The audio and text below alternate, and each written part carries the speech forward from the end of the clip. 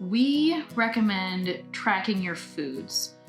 Especially if you've never tracked before, it can be really insightful to know exactly what you're having. And research has shown that people who track lose at least 2 times as more weight as people who don't. So I would like you to at least try it. And hopefully you've tried it before, but if you haven't, that's okay. Come join me. So to set your goals here, you're going to go to the triple dots in the corner and go to goals and then to calorie goals. And then you can set the calorie, carb, protein, and fat goals that your coach has set for you. Now that we have done that, I can show you how to log a day. I want to show you how quick this can be, especially if you have similar foods every day. Breakfast is especially common for this, to have the same foods day after day. So what I like to do, you can actually, as easy as this, if you have the same meal as the day before, you can just swipe and your whole meal has already been logged. To add foods, if you're not going to have the same foods as the day before, which is totally fine, you can add your foods. As you can see here, here's the foods that I recently have had. You can also change this to your most frequent foods, which can be really helpful if maybe you haven't had something recently, but you do have it often. If you don't, when you first log in here, if you've never used MyFitnessPal before, there won't be anything here, which is totally fine. So let's say we want to find eggs. As you can see, I've had eggs before, but if I wanted to find a new egg, I would find this here. I like to use the entry that's best match when it comes up. As you can see here, I can select egg. I can select how many of them I had. And if I press a check mark, it will add it to my day. If I had a meal out, say I went out and I got an egg white omelet. See if I can spell omelet correctly. I did. Now, there's all sorts of egg white omelet. You can see this is all over the board. For some reason, they're also showing me wine. I don't understand why. But what I want to look at here is I will look for a restaurant entry. If I went to a restaurant and got an egg white omelet, I would probably choose this entry from IHOP for an egg white omelet. With that omelet, if I got a fruit cup, I can go to IHOP, fruit cup, and I bet they have one. So here we go, fruit cup. I didn't get the kids one, I got the adult one. And there you go, that would be how you would log a meal out. This is even if I didn't necessarily go to IHOP. If I went to a local restaurant and got brunch, I want to use an entry from a chain restaurant, even when I'm eating locally. This is because, as you can see here, if I click on this egg white omelet, the fat is much higher than an omelet I would probably make myself. But restaurants cook differently than we do. They use more oil than we do. They use more butter. So it's important when you're eating out to choose an entry from a restaurant. Now, if I go back to egg white omelet, I can see the variety of foods that come up. I see a 3 egg white omelet at home, probably for 110 calories, probably much less fat. I can find all sorts of different egg white omelets ranging from 30 calories to, I think I saw one here for 520. It's not always easy to choose the best entry. That's why I recommend using one. You can see that both the ones from Denny's and IHOP are very similar. So that tells me that this is probably pretty representative of an egg white omelet for a meal out.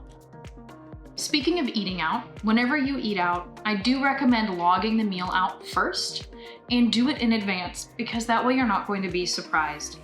There have been many times where I've been surprised at what nutrients a food contains. Most recently, it was black cod. Cod is very lean fish, but black cod, it turns out, is pretty much all fat. I had no idea, and I've been doing this for years. So that's why I like to log these things in advance and be realistic. If you're going to have an egg white omelet with fruit, great, but if you know that you're going to have a mimosa, add the mimosa. It's okay. So now that I've logged my breakfast, what I recommend doing from there after you've logged your meal out, and if you aren't having a meal out, you'd skip that step, is then for the rest of the day, logging my proteins first to make sure that I'm close on that.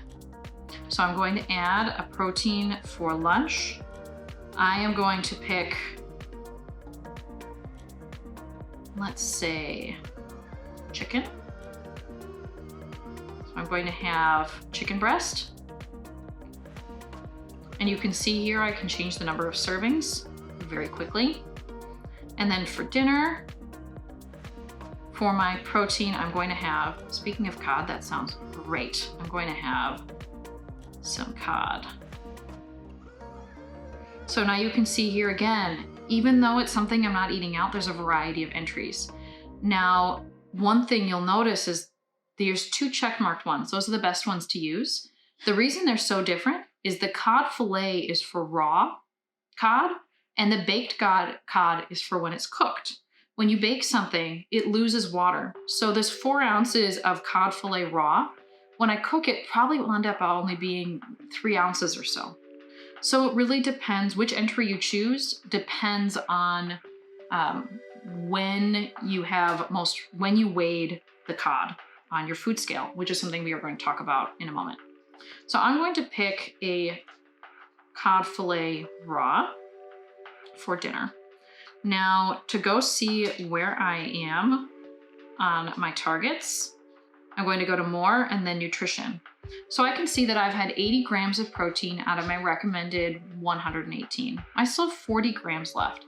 So I'm going to want to add a little bit more protein. You can use the cheat sheet that has been provided to see more sources of protein. So I could do a lot of things. I could have a little bit more cod, I could have a little bit more chicken, or I could add something else to this. So I'm going to add instead some cottage cheese to my lunch. And I personally like full fat cottage cheese. So I'm going to go for this one. And then for dinner, I'm going to add some peas.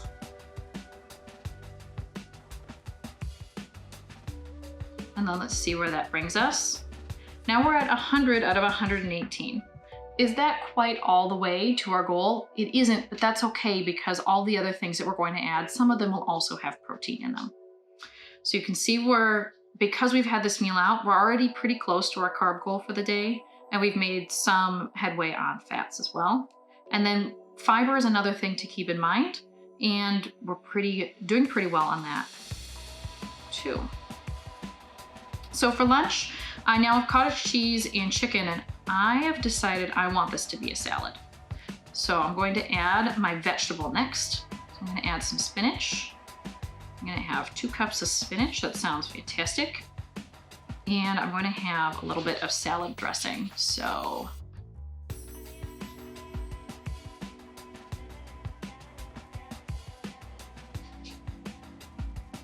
and I like,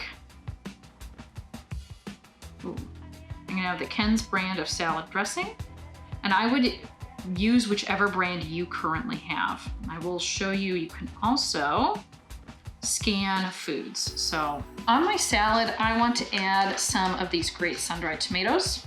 So I'm just going to go to add food, scan barcode,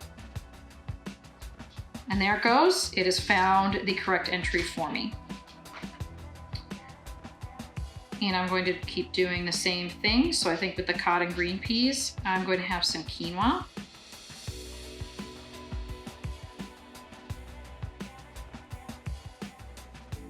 And when you see these things here, so 100 grams of quinoa, 374 calories, and that sounds like a lot, but this is uncooked. Unless it says cooked, always assume it is raw. So I'm going to have 25 grams of quinoa, which is actually quite a good amount of quinoa. And I want to have some olive oil to cook my cod in. Did I spell olive oil wrong? No. Why is it? So sometimes things are a little weird. Why is it being so weird? There it is.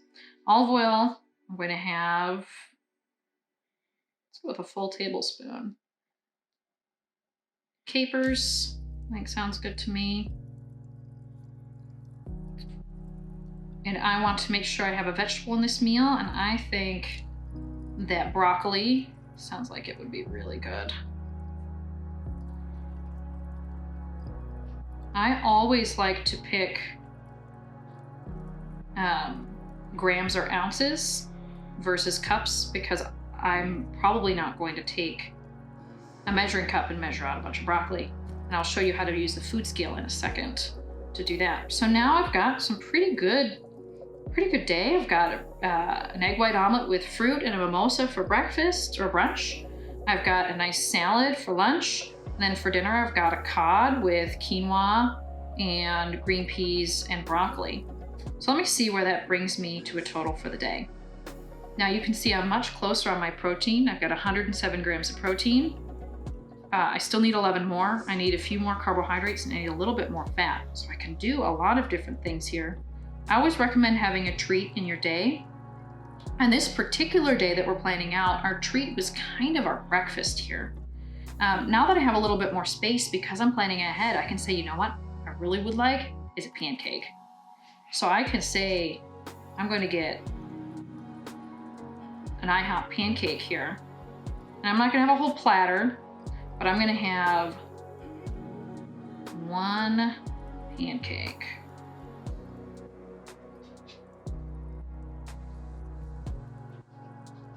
That sounds really good to me. And I know, to be honest, I'm going to probably put a little bit of butter on this pancake. Oh, that's not the right kind of butter.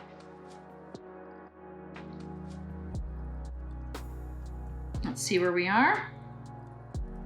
We're doing pretty darn well here. So I'm going to then add some chocolate. And we really pretty much hit it on the nose here. The calories are pretty close to our total calories for the day. We have a pretty balanced day. There's a good amount of fruits and vegetables, lots of protein, lots of whole foods, but also some treats. We've got the mimosa, we've got a pancake, and we've got some chocolate. I'm gonna call this a pretty good day. Okay.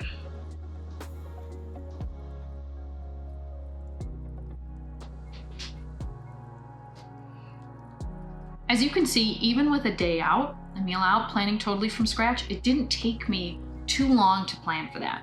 It's even easier if you're eating some of the same foods as the day before. It can take you as little as 1 or 2 minutes if you're eating most of the same foods that you ate yesterday. So the last thing I want to show you how to track in MyFitnessPal is recipes. Those can be a little bit tricky. So what I recommend doing is saving your favorite recipes, and then even if you have slightly different proportions next time, it's really easy to change them. So we can go into one of my favorite meals, shepherd's pie. I can edit this recipe. If this time I decided to get 93.7 ground beef, I can just change that entry and it's very easy. If I want to make a recipe from scratch, I can go to create recipe, and you can either copy a recipe from the web or enter ingredients manually. So if I want to, I'm going to make something up, burger, it's going to serve one person.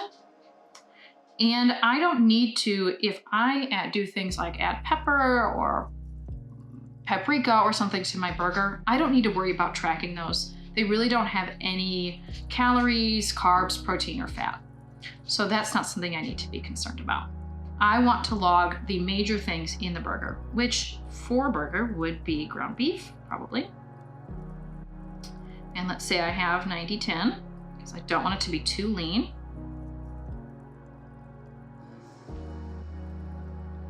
Four ounces sounds about right for a burger. So to my burger, I'm also going to have breadcrumbs. I'm going to have panko breadcrumbs, actually. So I'm going to, nope, no. Thank you, autocorrect. I'm going to have breadcrumbs. And I'm only going to need, I'm going to go down to 1 gram here. I'm going to have 15 grams of breadcrumbs. I'm gonna have an egg, probably not even a whole egg, half an egg. And if I was going to be making 2 burgers, which you might be doing, it's the same process, except that when you said how many servings you were gonna have, you would just put in 2. And then, like I said, you don't need to worry about any seasonings or anything like that. So I'm going to call this good for my burger patty. As you can see here, you can then get a preview of what that's going to look like. And you can either just save it for later or you can save and log it. So if I want to save and log it, I can log it for this particular day. Dinner. Obviously that's going to mess up my day a little bit because I'd already had the day fully logged. But hopefully you can see there how to log a recipe. So now I'm going to show you how to use a food scale and why it's important. So first thing I'm going to do is I'm going to put my bowl on the food scale and I'm going to press the tare button so that it reads 0 grams. Now, a serving of oats is half a cup uncooked, 40 grams. I don't necessarily have to eat that, but that's what I'm going to measure today. So this is a 1/4 cup measuring cup. So if I just went by this 1/4 cup measuring cup, I feel like I'm being pretty fair. I'm not over scooping this. There are 55 grams in this bowl, meaning I'm not going to do all this math on the fly, but that's at least 30% more oats than I'd intended to. So by using a food scale instead of a measuring cup, I can see I had this many too many oats. Just a lot too many. That's why I always recommend using a food scale. Now, you might not always want to use a food scale for every single thing. It can drive you crazy. I wouldn't worry about things that are pre-packaged, so something like a slice of bread, don't worry about it. If you made the bread yourself or something that's not sliced, then you might want to weigh it and see how much the actual slice is. Certain other things that are always the same size. Eggs are standardized. Things like kiwis, always the same size. I wouldn't worry too much about weighing those. But things like apples can really vary wildly in size. Same thing like with oats or rice, things like that. Always recommend weighing. And things like nuts, peanut butter, I recommend weighing those as well. Now for liquids, measuring spoon is totally fine for those. I also recommend if you bake, use your food scale to bake because that can make a big difference in how your baked goods taste as well. I hope this was helpful and you've learned something. If you still have questions, which I'm sure you will because there's a lot to go over, a lot of things, you can watch this video again, message your coach, or you can also ask in the Facebook group. There's all sorts of people there to help you out.